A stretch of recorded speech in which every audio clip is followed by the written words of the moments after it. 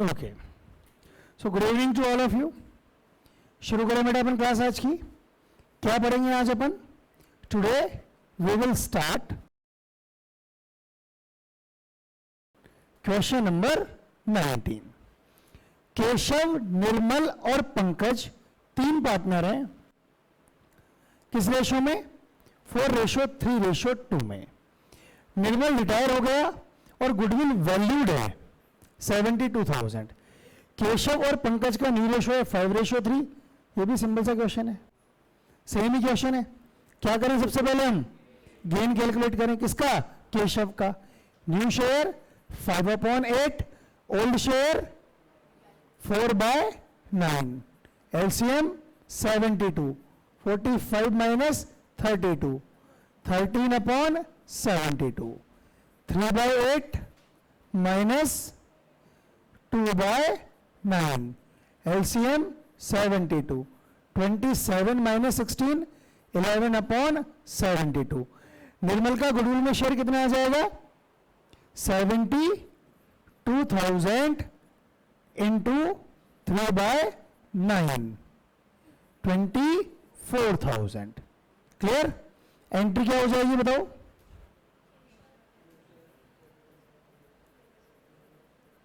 केशव्स capital account debit, Pankaj capital account debit to Nirmal's capital account. कितना आ जाएगा बेटा निर्मल? 24,000। किस रेशो में? 13:11 में। तो 13,000 और 11,000। क्लियर है यहां तक?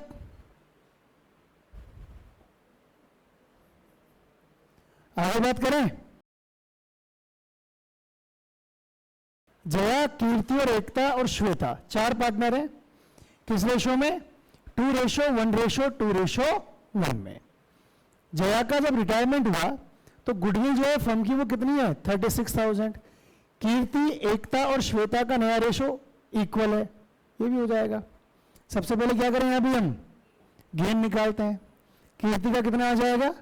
1/3 minus 1/6, 6, 2 minus 1, 1/6।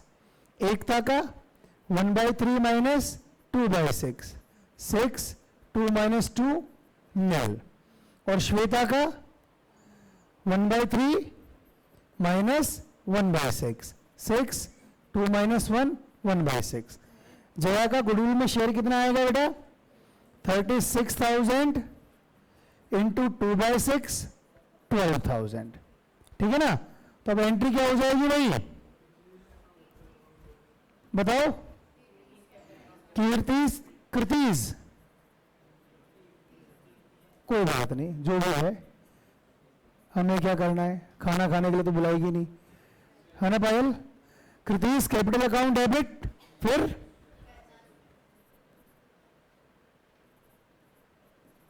Shweta's capital account debit to Jaya's capital account. कितना पैसा मिलेगा जया को? 12,000। किस रेशो में? इक्वल, 6,000 और 6,000। ये हो भाई। दीपा, नीरू और शिल्पा 3 पार्टनर है। किस रेशो में बेटा? 5:3:2 में। किस रेशो में पार्टनर है? 5:3:2 में। दीपा, नीरू और शिल्पा। नीरू रिटायर हो गई और न्यू रेशो दे दिया हमें दीपा का और शिल्पा का 2:3। नीरू के रिटायरमेंट के दिन गुडविल वैल्यूड है 1,20,000। हमें एंट्री करनी है। सिंपल सा क्वेश्चन है। सबसे पहले आपने क्या किया होगा? गेन कैलकुलेट किया होगा। जो कितना आएगा दीपा का? New ratio 2/5, old ratio 5/10, LCM 10, 4 minus 5। Deepa का आ गया 1/10 का सैक्रिफाइस। उसके बाद बात करेंगे हम शिल्पा का। 3/5 माइनस 2/10, एलसीएम 10, 6 माइनस 2, 4/10, तो गेन केवल किसने किया है बेटा? शिल्पा ने। अब यहां पर नीरू तो रिटायर हो रही है, तो नीरू का तो गुडविल में शेयर निकालना ही पड़ेगा। कितना आ जाएगा वो? 1,20,000 इंटू 3/10, कितना हो जाएगा बेटा ये? 36,000। और दीपा ने सेक्रीफाइस किया है, इसलिए दीपा का भी गुडविल में शेयर निकालते हैं। 1,20,000 इंटू 1/10, 12,000। क्लियर है तक? अब क्या करें बेटा अपन? एंट्री, सिंपल सी एंट्री बन जाएगी। क्या गेनिंग पार्टनर कौन है? केवल Shilpa.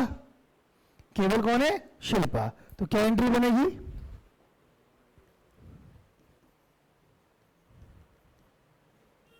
Shilpa's capital account debit to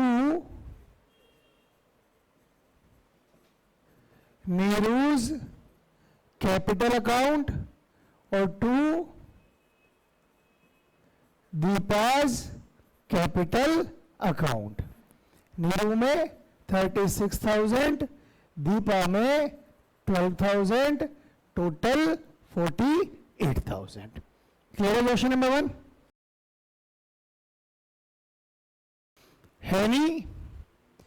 Honey, Pammi और सनी तीन पार्टनर है 3:2:1 में।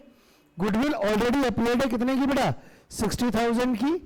पम्मी रिटायर हो गया और नई गुडविल कितनी है? 84,000। हनी और सनी का नया रेशो है 2:1। सबसे पहले गेन कैलकुलेट करेंगे बेटा हम। हनी का कितना आ जाएगा? 2/3 माइनस 3/6, 6, 4 माइनस 3, 1/6। सनी का 1/3 माइनस 1/6, 2 माइनस 1, 6, 1/6। तो गेन रेशो हो गया इक्वल। गेन रेशो क्या हो गया? इक्वल। पम्मी रिटायर हुआ, उसका गुडविल में शेयर निकालना पड़ेगा। नई गुडविल 84,000 है, तो 84,000 का कितना बेटा? 2/6, कितना आ जाएगा? 28,000। क्लियर है? एंट्री क्या हो जाएगी? सबसे पहले तो ओल्ड गुडविल को क्लोज करने की एंट्री होगी ना बेटा। क्या एंट्री होगी? Henny's capital account debit, Pammi's capital account debit, Sunny's capital account debit to goodwill account. कितनी है बेटा ओल्ड गुडविल? 60,000। ओल्ड रेशो 3:1, तो 30,000, 20,000 और 10,000। अब वैल्यूड गुडविल में पम्मी का शेयर कितना आया था? 28,000। गेन किस किसने किया है? हैनी ने और सनी ने। तो क्या एंट्री हो जाएगी? Honey's capital account debit, Sunny's capital account debit to Pammi's capital account. कितने से आएगा टू पम्मीज कैपिटल अकाउंट? 28,000। इसको इक्वल रेशो में डिवाइड करेंगे तो 14,000 और 14,000। क्लियर? कि अपर्णा, मनीषा और सोनिया 3 पार्टनर्स है 3:1 में।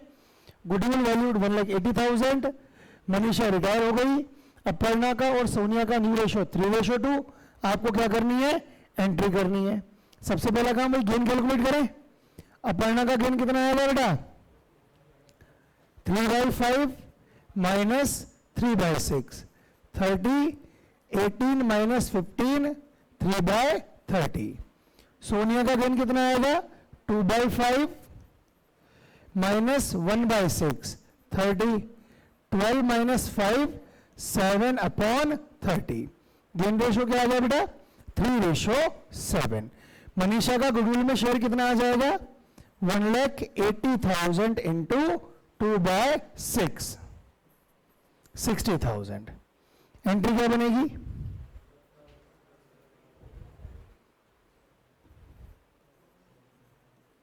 Aparna's capital account debit, Sonia's capital account debit to Manisha's capital account. To Manisha कितने से बेटा?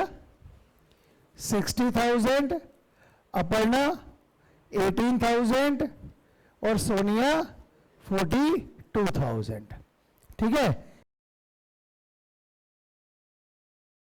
क्वेश्चन नंबर 4, मेरे को रीजन समझ में आ रहा है कैसे हो गए आज ये क्वेश्चंस तुम्हारे, है ना। संगीता, सरोज और शांति 3 पार्टनर हैं 2:3:5 के अंदर। गुडविल अपीयरिंग कितनी है बुक्स में? 60,000। संगीता रिटायर हुई, गुडविल कितना है वैल्यूड? 90,000। सरोज और शांति का न्यू रेशो इक्वल। सबसे पहले क्या निकालेंगे हम? गेन। सरोज का कितना आएगा? 1/2 माइनस 3/10, एलसीएम 10, 5 - 3 2/10। शांति का 1/2 माइनस 5/10, 10, 5 - 5 0। तो सेक्रीफाइस गेन केवल किसने किया है बेटा? सरोज ने। संगीता का गुडविल में शेयर कैलकुलेट करें, कितना आ जाएगा? 90,000 इंटू 2/10 कितना हो जाएगा? 18,000।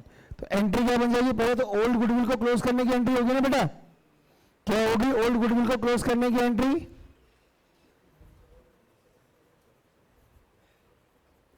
Sangeeta's capital account debit, Saroj capital account debit, Shanti's capital account debit to goodwill account. Sangeeta का कैपिटल अकाउंट डेबिट कितने से? 12,000, सरोज 18,000, शांति का 30,000 और ये टोटल 60,000, क्योंकि ओल्ड गुडविल कितने की थी? 60,000 की। Next entry, Saroj capital account debit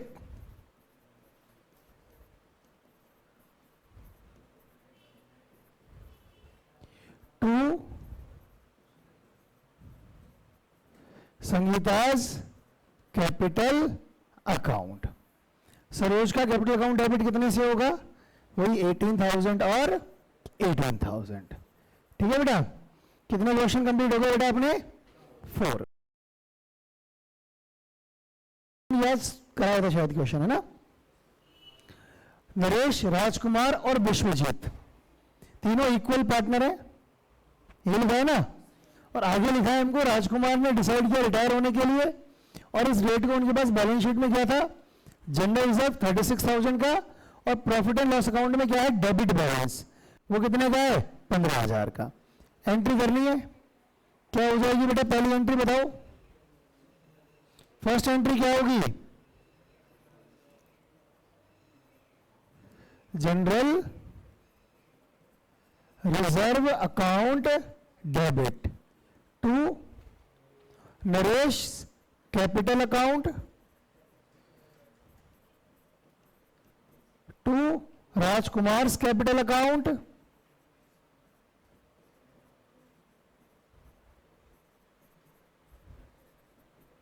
और टू विश्वजीत कैपिटल अकाउंट। कितना है जनरल रिजर्व में बैलेंस? 36,000। तीनों में डिवाइड करो, 12,000, 12,000 और 12,000। क्लियर है यहां तक? नेक्स्ट एंट्री क्या करेंगे? प्रॉफिट एंड लॉस को बंद करने की। क्या हो जाएगी? होगी बेटा Naresh capital account debit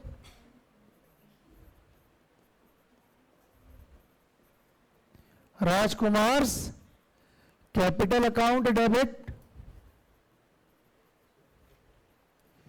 Vishwajit's capital account debit to profit and loss account. To profit and loss कितने से होगा बेटा? 15,000, 5,000, 5,000 और 5,000। क्लियर है यहां तक?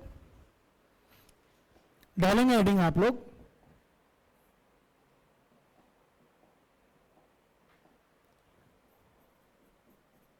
Calculation of share of profit of outgoing partner. क्या पढ़ रहे हैं बेटा हम?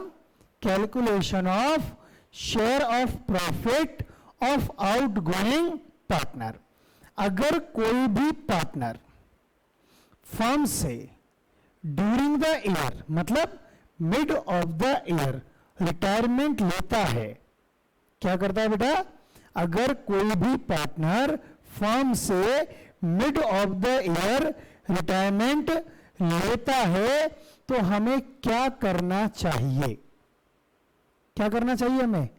प्रॉफिट में शेयर कैलकुलेट करना पड़ेगा, क्योंकि कोई भी पार्टनर जो फर्म के अंदर काम कर रहा है उसके द्वारा किए गए काम से जो फर्म को प्रॉफिट हो रहा है, उस प्रॉफिट का कैलकुलेशन तो कब होता है? On the last day of the year. लेकिन क्या वो profit only for last day होता है क्या? क्या वो profit only for last day होता है क्या? नहीं आई बात समझ में? कंफ्यूजन हो गया? चलिए हम बात करते हैं, ध्यान दीजिए कि फर्म अपना बिजनेस कर रही है और अगर हम इस फर्म का फाइनेंशियल ईयर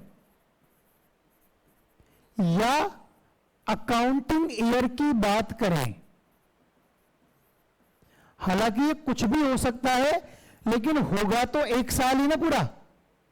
हमने फॉर एग्जांपल बात किया, ये होता है बेटा 1 अप्रैल टू 31 मार्च। क्या होता है बेटा? 1 अप्रैल टू 31 मार्च। क्लियर? यस और नॉट? ये बात क्लियर है ना बिल्कुल? कब से कब तक का प्रॉफिट होता है ये? 1 अप्रैल से 31 मार्च का ये प्रॉफिट होता है।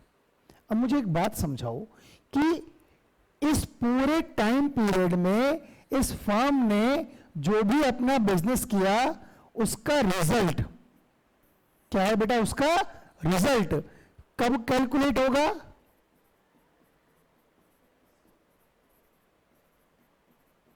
थर्टी फर्स्ट मार्च को होगा ना कैलकुलेट। तो रिजल्ट कैलकुलेट कब होगा? 31 मार्च को। But is this result belongs to only for 31 March? क्या ये जो लाभ आया है, प्रॉफिट आया है, लॉस आया है, ये क्या केवल एक दिन का प्रॉफिट या लॉस है क्या? ये तो पूरे 365 डेज का प्रॉफिट और लॉस है। किसी दिन प्रॉफिट कमाया, किसी दिन लॉस हुआ, लेकिन टोटल एक्यूमुलेटेड प्रॉफिट है जिसमें एक एक दिन का प्रॉफिट जुड़ा हुआ है। क्या जुड़ा हुआ है? जिसके अंदर एक एक दिन का प्रॉफिट जिसके अंदर ऐड हुआ है, तब जाकर हमें लास्ट डे को यह पता लगता है कि भाई पूरे साल काम करने के बाद कितना प्रॉफिट कमाया। यस और नॉट? अब क्या होगा? इफ एनी पार्टनर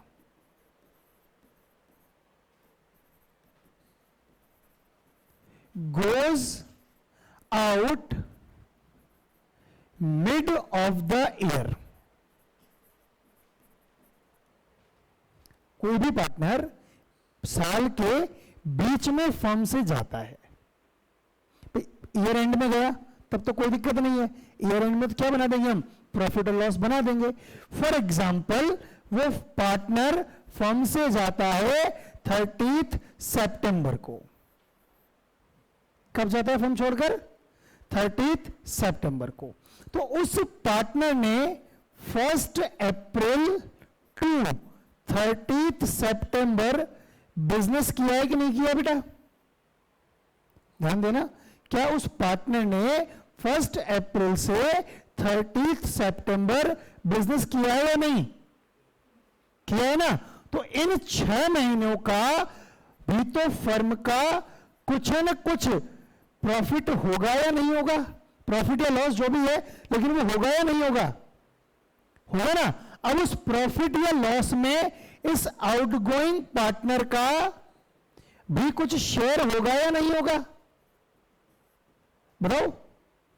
जो partner during the year, mid of the year firm छोड़ के जा रहा है, क्या उसका इस प्रॉफिट में कुछ शेयर होगा कि नहीं होगा? होगा ना। अब शेयर दे कैसे? लेकिन शेयर है तो वो मांगेगा भी सही, क्योंकि जिस दिन पार्टनर रिटायर होता है उस दिन उसका हिसाब किताब भी किया जाता है। हिसाब किताब करना है तो उसका प्रॉफिट में शेयर होना पता होना चाहिए। अब प्रॉफिट में शेयर पता कैसे करें? To know the share in profit of outgoing partner, we have to calculate the profit from the beginning of the year till date of outgoing of partner. Retirement या डेथ जो भी है, उस दिन तक का प्रॉफिट भी तो पता होना चाहिए। होना चाहिए नहीं होना चाहिए? मतलब क्या हुआ कि to find out share in profit of outgoing partner, to find out share in outgoing partner of outgoing partner, क्या चाहिए? we need profit। क्या चाहिए बेटा आपको? प्रॉफिट चाहिए। कब से कब तक का? From beginning of the year till date of retirement और death. Till date of retirement और डेथ। क्लियर? अब प्रॉफिट पता करने के लिए तो क्या करो? Prepare final accounts. क्या करें? फाइनल अकाउंट्स बनाएं। क्या करें? क्योंकि हमें ये पता है final accounts, trading account, profit and loss account, balance sheet जब ये बनेंगे तभी क्या पता लगेगा? फर्म के प्रॉफिट का कैलकुलेशन संभव है। और जब तक फर्म का प्रॉफिट नहीं होगा तब तक क्या नहीं कर सकते हम? उसका शेयर कैसे निकाल देंगे? संभव ही नहीं है। अब बात आ गई हमारे सामने कि प्रिपरेशन ऑफ फाइनल अकाउंट्स कब? Mid of the year. कब करना है ये? Mid of the year. लेकिन यहां पर आ जाती है समस्या, और वो समस्या क्या है कि ये नॉट पॉसिबल है। फाइनल अकाउंट्स की प्रिपरेशन कब? मिड ऑफ द ईयर क्या है? पॉसिबल नहीं है। तो बात तो घूम फिर कर वहां आ गई। जीरो से चलना शुरू किया था और पृथ्वी के चक्कर लगा के कहां पर खड़े हो गए? उसी शून्य पर आकर खड़े हो गए।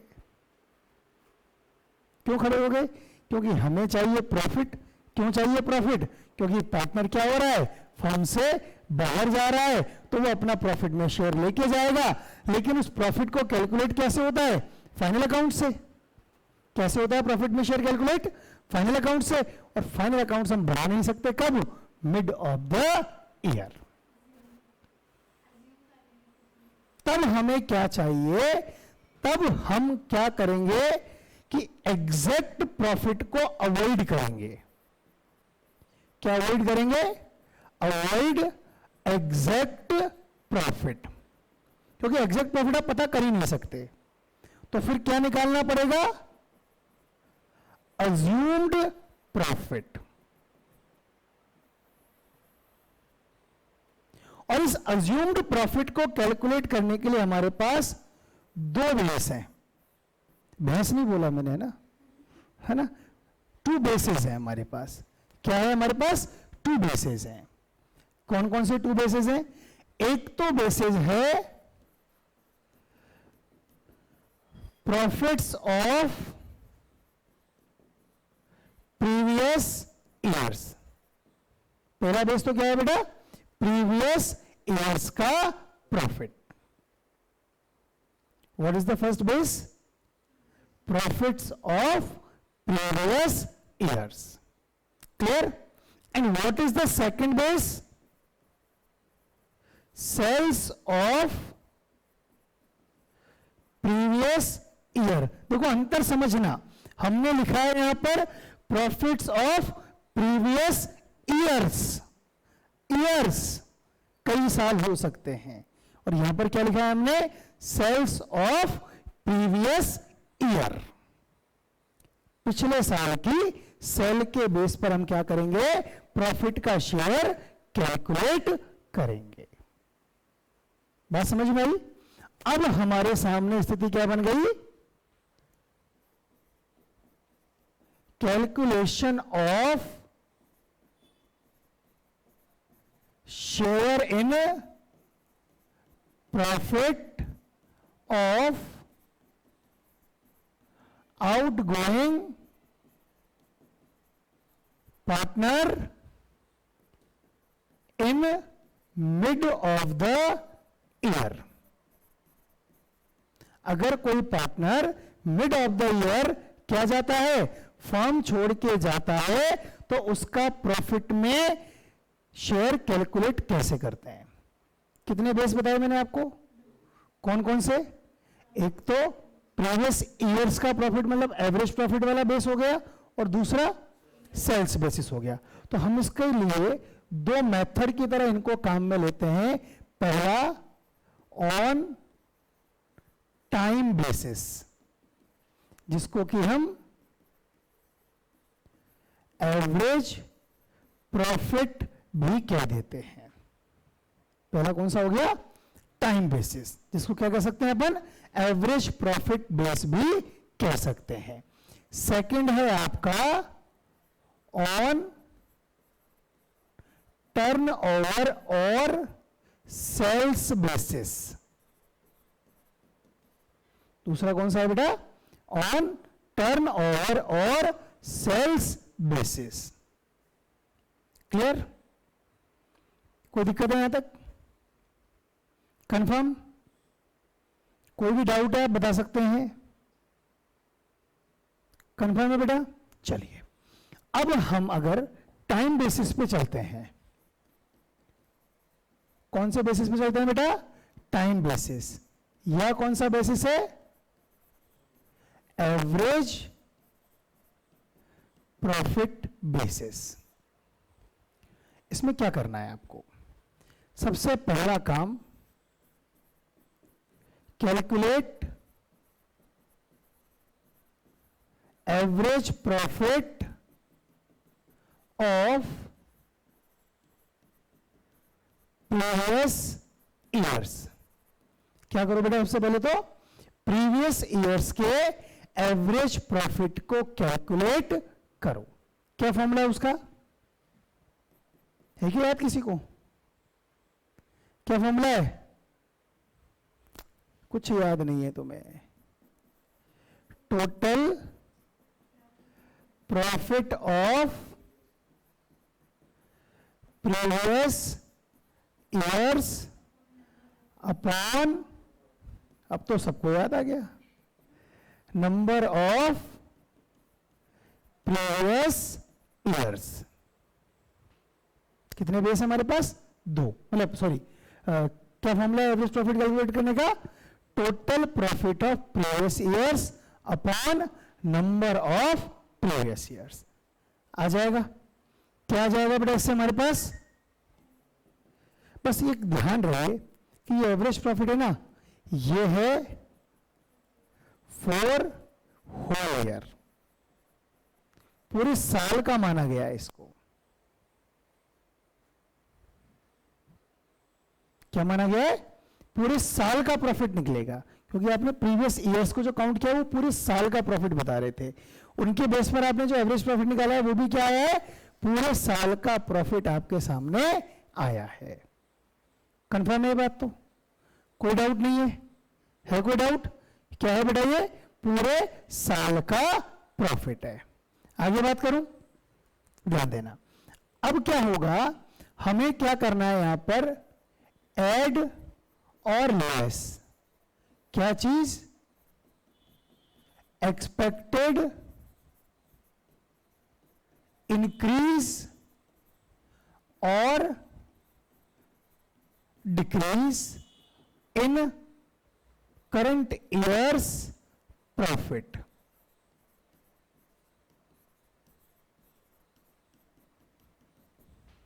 एक्सपेक्टेड इंक्रीज और decrease in current years profit. जैसे मान लो कई सालों का एवरेज प्रॉफिट तो हमने निकाल लिया, लेकिन ये उम्मीद की जा रही है कि इस साल पिछले 5 सालों के एवरेज प्रॉफिट के कंपैरिजन में हमको 20% प्रॉफिट ज्यादा होगा। तो अगर पिछले 5 सालों का एवरेज प्रॉफिट कितना आया है? 1 लाख रुपए, तो उसमें उसका 20% मतलब 20,000 हम और ऐड कर देंगे, और फिर उसके हिसाब से करंट ईयर का प्रॉफिट क्या माना जाएगा? 1,20,000। क्लियर? क्लियर है? ये हो गया हमारा पहला काम। दूसरा काम, कैलकुलेट प्रॉफिट ऑफ बिगिनिंग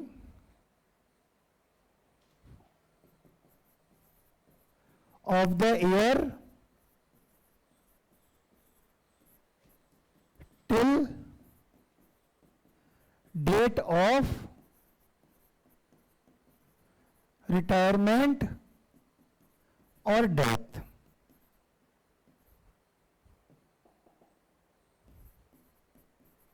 कब से कब तक का प्रॉफिट कैलकुलेट करेंगे फिर हम? ये तो पूरे साल का प्रॉफिट था। अब क्या करना है बेटा आपको, कि जिस दिन आपका ईयर शुरू हुआ है तब से लेकर जिस डेट को रिटायरमेंट या डेथ हुई है उस डेट तक का प्रॉफिट तो कैलकुलेट करना होगा। चलिए, उसका फॉर्मूला क्या हो जाएगा? Average profit into month upon 12 और डेज अपॉन 365। कई बार डेज में भी आ जाता है, तो क्या करेंगे अपन? मंथ अपॉन 12 और डेज अपॉन 365। क्लियर है यहां तक? कोई दिक्कत है?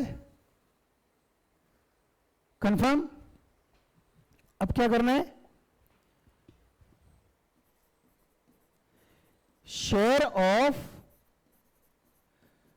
Profit of outgoing partner. वो कैसे निकलेगा? ध्यान देना। Profit till date of retirement और death. Profit till date of retirement और death into outgoing partners profit. है कोई डाउट? आशु, पक्का? क्लियर है?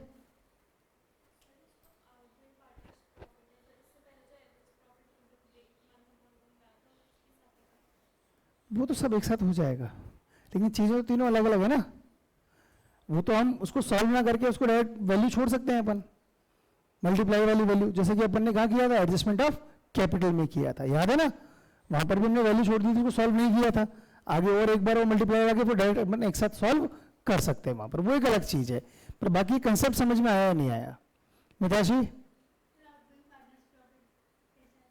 आउटगोइंग पार्टनर का प्रॉफिट तो आएगा, outgoing partners share in profit,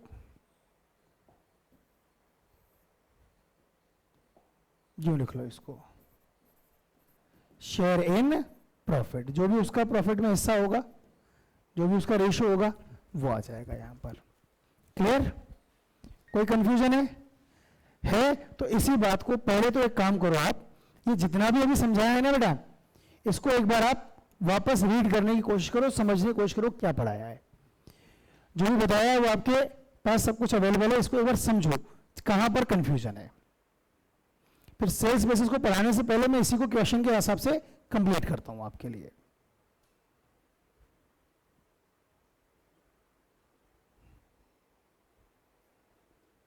ठीक है, ये बात समझ में आ गई थी? चलिए इसके आगे देखिए,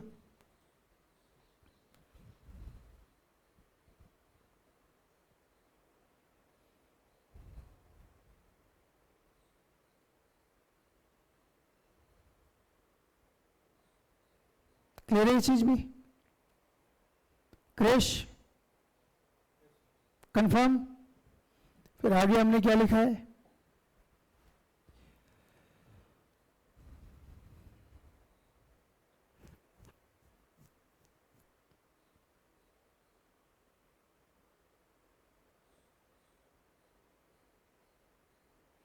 प्रॉफिट चाहिए हमको, कब से कब तक का?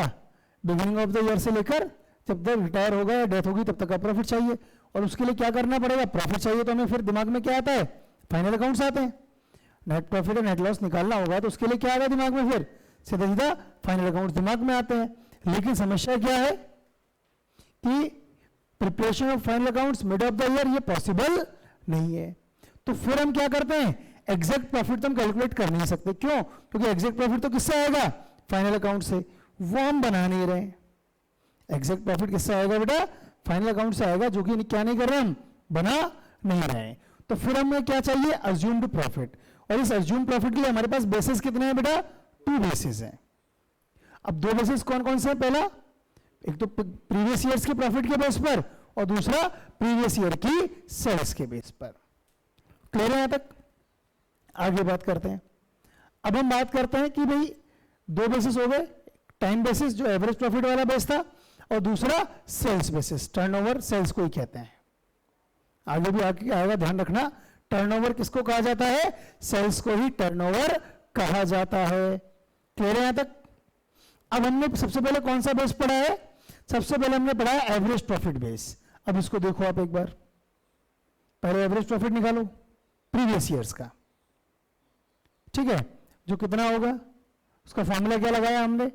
प्रीवियस ईयर का profit upon number of previous years. और ये जो प्रॉफिट आएगा कब तक का आएगा? ये तो पूरे साल का आएगा। लेकिन हमें पूरे साल का प्रॉफिट चाहिए नहीं, हमें तो प्रॉफिट कब से कब तक का चाहिए? बिगिनिंग से लेकर रिटायरमेंट तक का ही हमें प्रॉफिट चाहिए। तो हमने बिगिनिंग से लेकर रिटायरमेंट तक का जो प्रॉफिट कैलकुलेट करना है वो हमने कैलकुलेट किया। तरीका क्या था उसका? जो भी आपका एवरेज, सबसे पहले तो वो इंक्रीज या डिक्रीज अगर कुछ होगा क्वेश्चन में तो उसको आपको एडलेस कर देना है। फिर एवरेज प्रॉफिट जो है उसको मंथ अपॉन 12 या डेज अपॉन 365 करके क्या कर देंगे हम? एडजस्ट कर देंगे। उसके बाद क्या करेंगे बेटा? अपन प्रॉफिट में शेयर कैलकुलेट करेंगे। कैसे? किसका? आउटगोइंग पार्टनर का। कैसे? सिंपल सी बात है, जो टोटल प्रॉफिट आया है वो फर्म का प्रॉफिट है उतने समय का, उससे हम क्या करेंगे? आउटगोइंग पार्टनर के शेयर को मल्टीप्लाई कर देंगे। क्लियर? तो बाकी बात है नेक्स्ट क्लास में। Till then thank you class.